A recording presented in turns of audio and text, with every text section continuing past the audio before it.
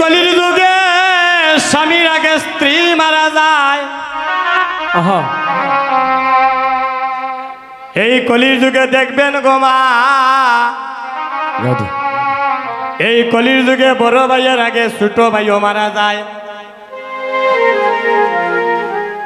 এই কলির যুগে গো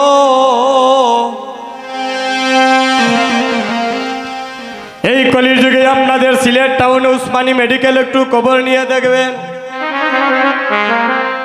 অনেক মা সন্তান জন্ম দিচ্ছেন, ওই সন্তানটা মায়ের স্তনদুগ্ধ পান যে করবে সেই সময় নাই, মৃত্যুর কুলে ডলে পড়ছে। হরি বল হরি বল। মাগো এমন একটা নিষ্ঠুর যুগে আমরা জন্ম নিলাম, হরি নামে পাষাণ গলে, কিন্তু আমাদের মন পাষাণ একদিন গলল না। বিষয় বাসনা এগুলো আমরা জর্জরিত, কিন্তু ঠাকুর ঘরে গিয়া যে একদিন মনের দুঃখের কথা ঠাকুরের সাথে আমরা প্রকাশ করব, সেই কথাটা আমরা বলবো, এই সময়টুকু আমাদের নাই। হরি বল। যেদিন আমরা মানব কুলে এসেছিলাম গো, সেদিন তো সঙ্গে করে কিছু নিয়ে আসি নাই। আমার যেদিন এই জগৎ ছেড়ে চিরজন্মের মতো চলে যাব, সেদিন ওই আমরা সঙ্গে করে কিছু নিতে পারবো না গো মা।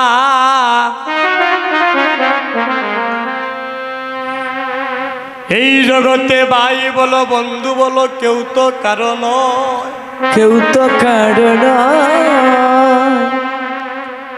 2-4 দিনের পথে দেখা, কেবলমাত্র পথের পরিচয়।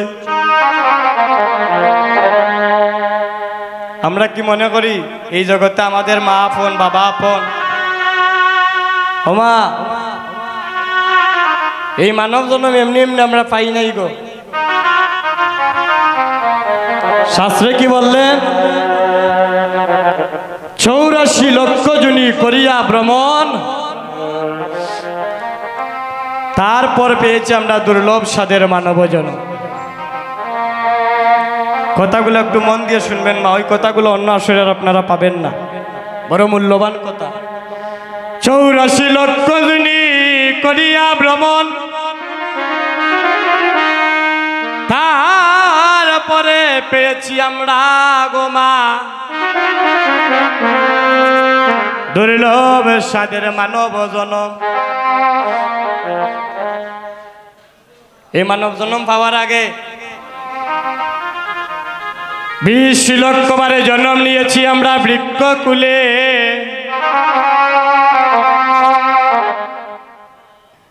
রাস্তাঘাটে গেলে দেখবা মা কত ধরনের গাছপালা দাঁড়িয়ে আছে, বৎসরের পর বৎসর যায়, মাসের পর মাস যায়, দিনের পরে দিন যায়, ঝড় বৃষ্টির মধ্যে তারা খোলামেলা জায়গার মধ্যে দাঁড়িয়ে আছে। ভগবানকে যে তারা বলবে যে প্রভু আমার অনেক কষ্ট হচ্ছে, সেই বাক শক্তিটা তাদের মধ্যে নাই। ওমা,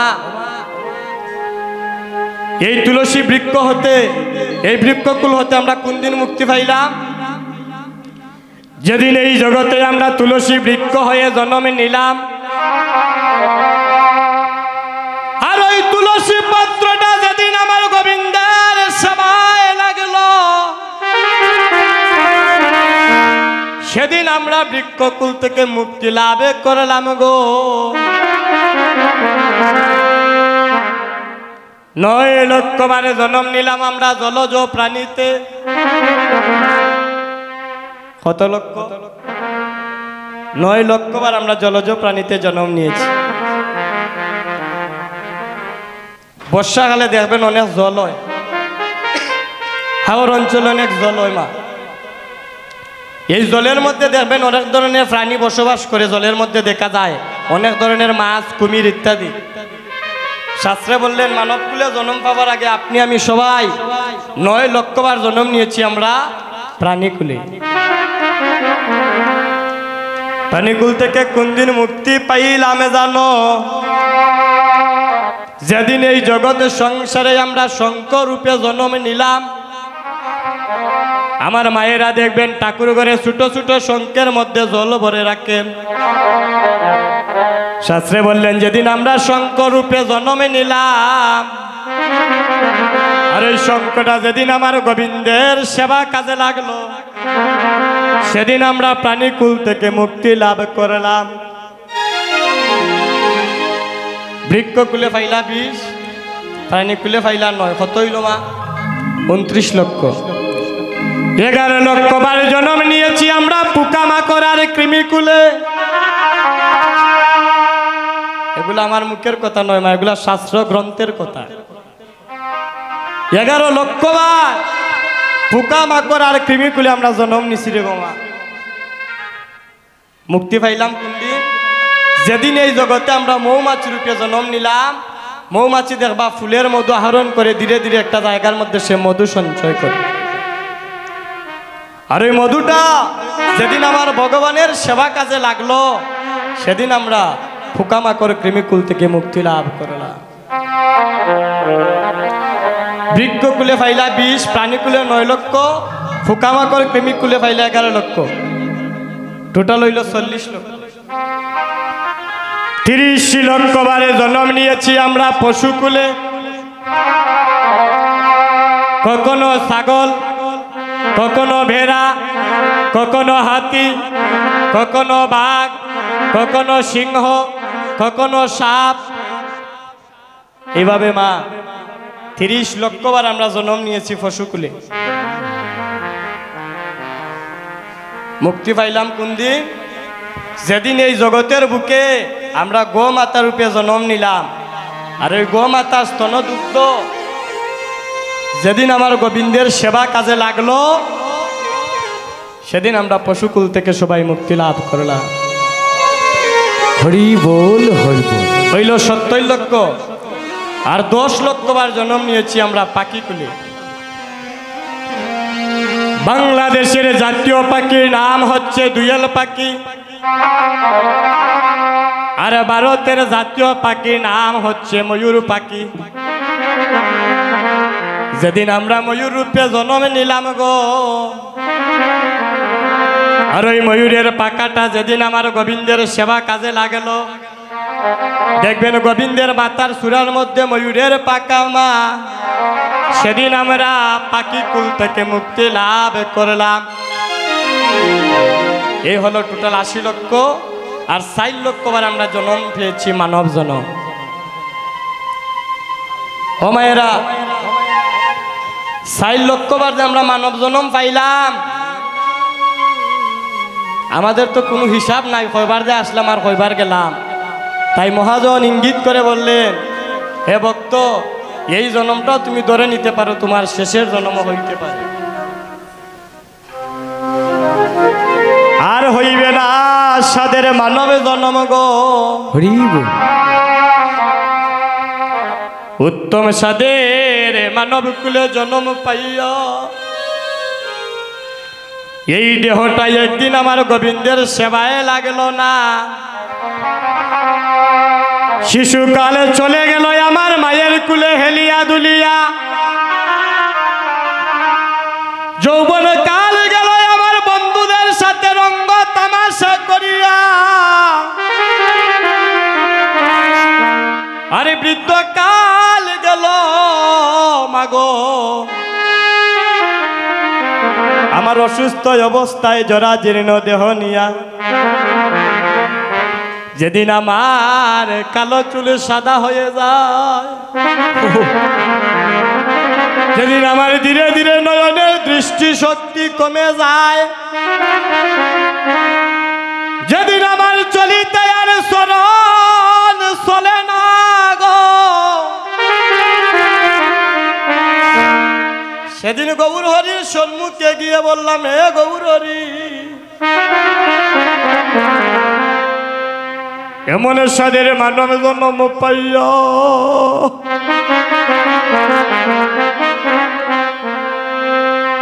আমার এই জন্মটা গুরু গোবিন্দের সেবায় লাগেল না।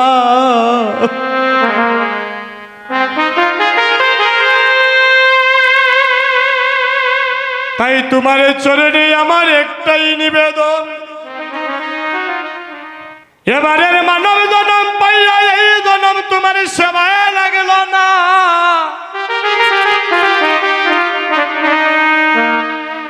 যদি কোনো ভাগ্যের ফলে, যদি কোনো কর্মের ফলে আর কোনোদিন যদি তুমি আমায় মানব কুলে জন্ম দাও গো, তোমার চরণে আমার একটাই নিবেদন গৌর হরি, তুমি আমায় আর কোনোদিন ধনির ঘরে জন্ম দিও না। কারণ এই জগতে যদি আমি ধনির গর্ভে জন্ম নেই, আমার ভিতরে আত্ম অভিমান আসবে। আরে জানি জানি গো, আত্ম অভিমানে তোমার কৃপা মিলে না। ও গৌর হরি, জন্ম দিও তুমি আমায় কাঙ্গালের ঘরে, জন্ম দিও তুমি আমায় ভিখারির ঘরে, কিন্তু তোমার চরণে আমার একটাই নিবেদন, জন্ম যদি দাও গৌর হরি দিও একজন কৃষ্ণ ভক্তিমতী মায়ের গর্ভে। আমি কৃষ্ণ ভক্তিমতী মায়ের গর্ভে জন্ম নিয়ে হরি বল হরি বল।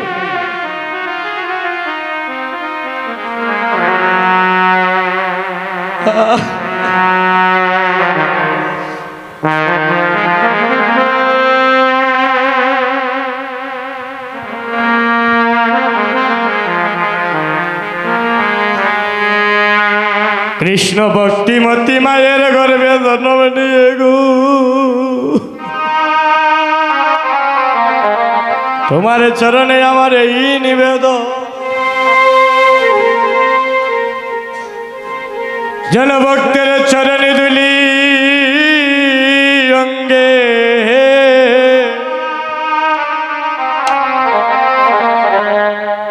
এই অঙ্গে আমার মাকিতে পারি। ভক্তের চরণ দুলি অঙ্গে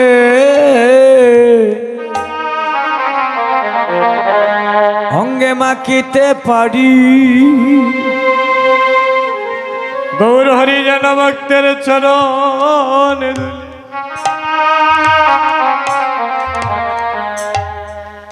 এই অঙ্গে আমার মাকিতে পারি। ও যেন চরণ দুলি অঙ্গে মাখিতে পারি। এই জগতে আমি আর কোনো দোষ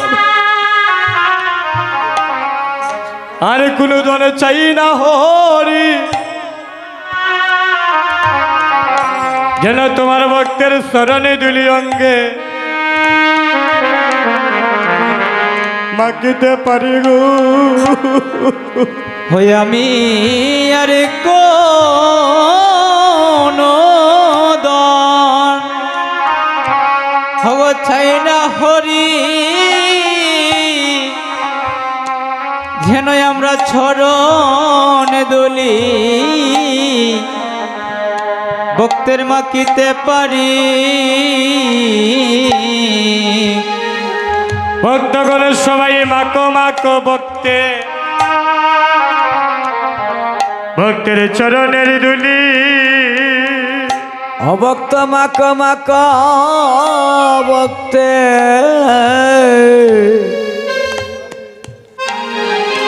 অভক্তের চরণ দুলি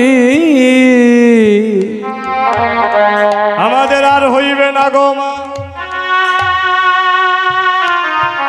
এই সাদের দুর্লভ মানব জন্ম গো,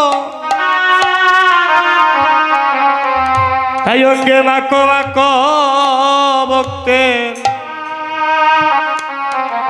ভক্তের শরণের দুলি অগয়ার হবে না সাদে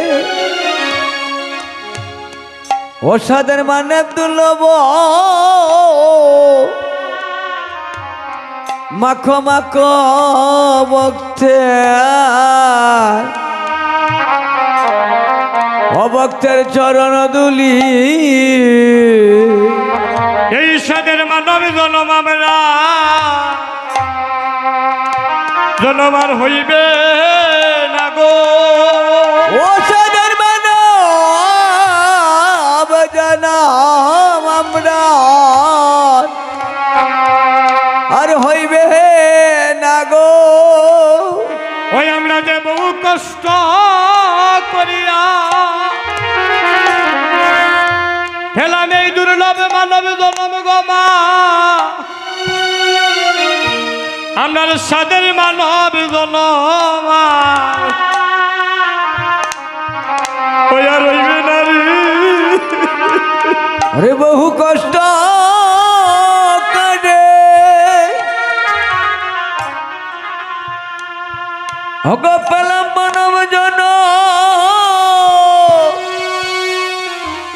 আর হবে না ও সাদের মানব জন ওই আপনার আর কি হইবে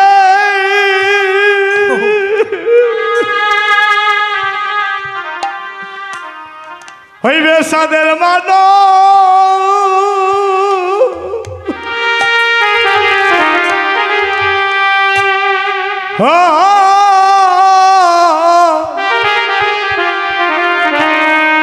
এই মানব জনম হাইরে হাইরে আরে আর কি হবে সাদে মানব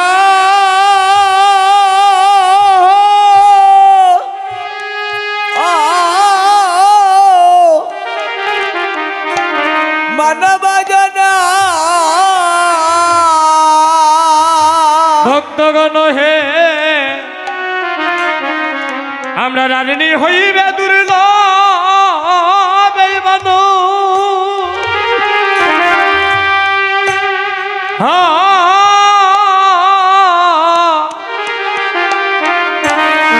এই মানব জনম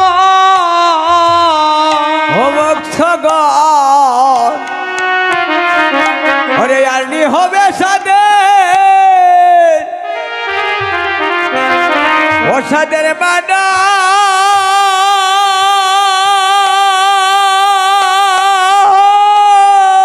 হরি হরি বল মানব জনা ওই আমরা রানী হইবে সাদের মানব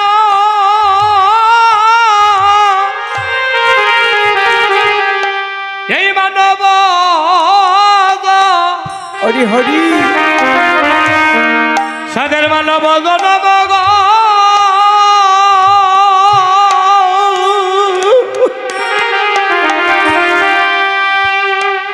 ভক্তগণ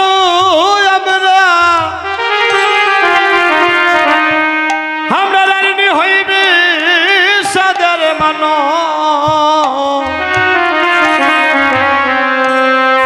এই মানব জনম ওই আমরা আর নি হবে সাদের ও সাদের মানো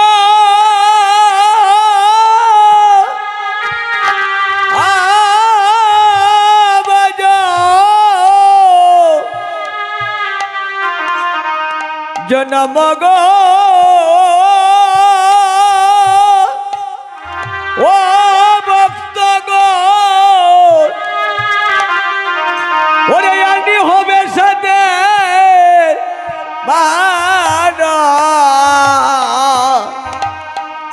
মানব জন ভক্তগণ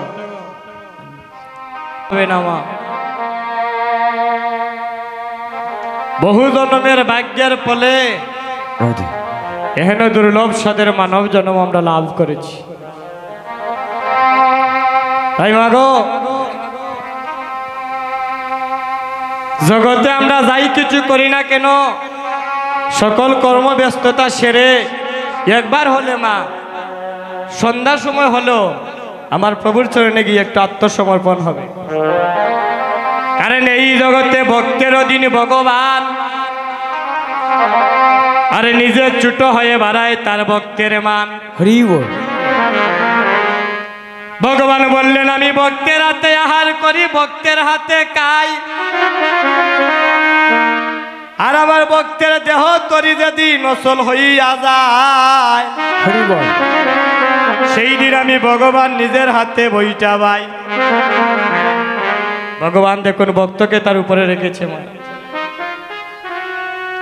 এই ভক্তগণ সবাই দুটি হাত একটু উপর দিকে তুলে আমরা মহাপ্রভুর চরণে আত্মসমর্পণ হয়ে আজকের মতো আমরা গুষ্ঠলীলা আস্বাদন করব। সবাই হাতটা তুলে। যখন এহেন সুযোগ পেয়েছি মা, আজকের দিনটা চলে গেলে মনে করবেন আপনার হিসাব থেকে আরেকটা দিন কমে গেল। আগামীকালকে কি ঘটবো আমরা কেউ জানি না। এক সেকেন্ডের জীবনের বিশ্বাস নাই। তাই প্রভু যখন আমাদের সেবায় লাগার সুযোগ দিয়েছেন, সবাই হাতটা তুলেন।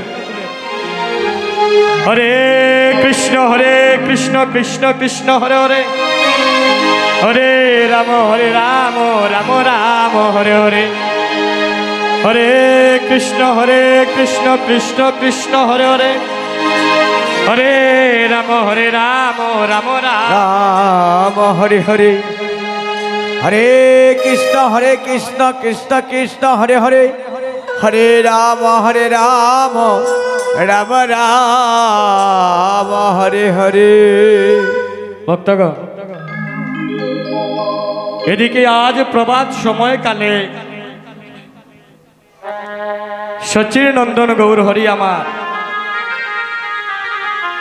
মায়ের কাছে গিয়ে বলছেন, মা গো, ও মা, তুমি একবার আমারে মনের আনন্দ সাজাইয়া দাও, আমি শ্রীবাস সঙ্গনে আমার ভক্তগণ সঙ্গে নিয়ে আমি কীর্তন করতে যাব। তাই গৌর হরি বল, হরি বল। মা বলছে, নিমাই রে, ও নিমাই, জানিস বাবা, তোর আগে আমার আরেকটি পুত্র ছিল যার নাম ছিল বিশ্বরূপ। নিমাইকে মা বলছে, নিমাই, তোমার আগে আরেকটি পুত্র আমার ছিল বাবা, যার নাম ছিল বিশ্বরূপ। সেও আমায় একদিন বলেছিল, মা আমায় সাজাইয়া দাও গো, যাবো আমি ভক্ত শোনে কীর্তন করিতে শ্রীবাস সঙ্গনে। আমি সেই যে তাকে সাজিয়ে দিলাম বাবা, আমার বিশ্বরূপ এখন পর্যন্ত আর কোনোদিন আমার বুকে ফিরে আসে নাই। নিমাই রে নিমাই, এই জগতে যদি কোনো সন্তানকে তার মা হারায়, একমাত্র মা জানে আর সন্তানে জানে বাবা। কারণ নারীর যে এমন একটা টান গো মা, দৈব দূর পিপাকে যদি কোনো মায়ের সন্তান মারা যায়, এই জগতে মাগো দেখবেন প্রতিবেশী জানার আগে আগে জানে তার জন্ম দুঃখী মায়। মা বলছে, অনিমাই, আমি তোমায় কিছুতেই শ্রীবাস সঙ্গনে যেতে দেব না। কেন মা? শ্রীবাস সঙ্গনে গেলে কি হবে? বলছে, বাবা রে, বিশ্বরূপ দাদার মতো তুমিও যদি শ্রীবাস সঙ্গনে গিয়ে আমার কাছে ফিরে না আসো, এই জন্ম দুঃখিনীকে অবাগিনীকে বলো বাবা করে এসে মা বলে আর কে ডাকবে। এই জগতে এমন কোনো মা নাই তার সন্তানকে হারিয়ে সান্ত্বনা হয়ে থাকতে পারে গো। মা বলছে, নিমাই রে নিমাই, যত তুমি অনুনয় বিনয় করো কিছুতেই আজ তোমার শ্রীবাস সঙ্গনে যেতে হরি বল। নিমাই বলে, ও মা, তুমি জানো না মা, আমি যদি শ্রীবাস সঙ্গনে না যাই, আমার ভক্তগঞ্জয় আমার পন্ত পানে চেয়ে তারা অপেক্ষা করে বসিয়া আছে। তাই গো আমার সাজাইয়া দাও গো, আমার মা গো, ও ননে হরে সাজাইয়া দাও গো, মা জাননী আমার সাজাইয়া দাও গো আমার মা জননী হয়ে আমারে সাজাইয়া দাও গো অগমা জননী আমাকে শিবা সয়ঙ্গনে হাই গো যাইব আমি সাজাইয়া দাও মা জননী ওরে শিবাশয় অঙ্গনে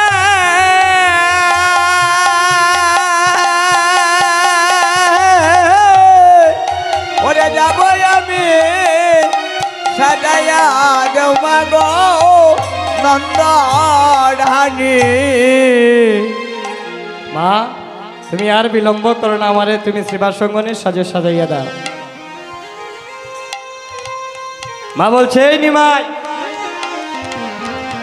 তোকে যে সাজাইয়া দিব দাদা সাউন্ডটা একটু তুলিয়া দেও রে বা একটু তো তুলিয়া দেও তোরে যে আমি শ্রীবাস সঙ্গনে সাজাইয়া দিব তোমার দাদা নিত্যানন্দের মুখে শুনলাম তুমি শ্রীবাস সঙ্গনে গিয়ে নাকি ভক্তগণের সঙ্গে নিয়ে শ্রীবাস সঙ্গনের দুলার মধ্যে তুমি গড়াগড়ি দেও হরি বল এই নিমাই শ্রীবাস সঙ্গনে এই যে মা আসনটা এই আসনটার নাম হচ্ছে ব্যাস আসন যে ব্যাসদেব অষ্টাদশ গ্রন্থ রচনা করিয়া বলেছিলেন এখনো ভগবানের চুল পরিমাণ আমি জানতে পারলাম না আর আমরা তো বাবা ক্ষুদ্র মানব জীব একটু যদি জানি দেখবা অহংকারে আর আমরা ধরে না কিন্তু শাস্ত্রে বললেন আত্ম অভিমানে ভগবানের কৃপা কোনোদিন তুমি লাভ করিতে পারবে না হরি বল যদি ভগবানের কৃপা লাভ করিতে হয় তোমাকে তৃণর মতো হতে হবে তৃণ শব্দের অর্থ হচ্ছে ঘাস ঘাসের উপর দিয়ে আমরা যখন হাঁটিয়া যাই বাবা ঘাস কি কোনদিন মাথা তুলিয়া হয়নি গো মাঝে আমার উপর দিয়ে কেন হেঁটে যাচ্ছ বলছেন ভগবানের কৃপা পেতে হলে তৃণর মতো তোমাকে থাকতে হবে এই নিমাই শিবার সঙ্গনের মধ্যে আসরের মধ্যে কত দুলিকোনা বালিকোনা থাকে আর এগুলার মধ্যে তুমি যখন ঘোরাঘুরি যাও আমার নিমার সোনার কমল অঙ্গে যখন ব্যথা লাগে আঘাত লাগে আমি মা হয়ে সেটা সহ্য করতে পারবো না ও নিমাই রে তোমার দাদা নিতার মুখে শুনেছি তুমি শ্রীবাস স্বয়ং গণে গিয়া আয়া ভক্তগণ সঙ্গে ও সঙ্গে নিয়া গো ওহো ও রে শ্রীবাসয় গনে গিয়া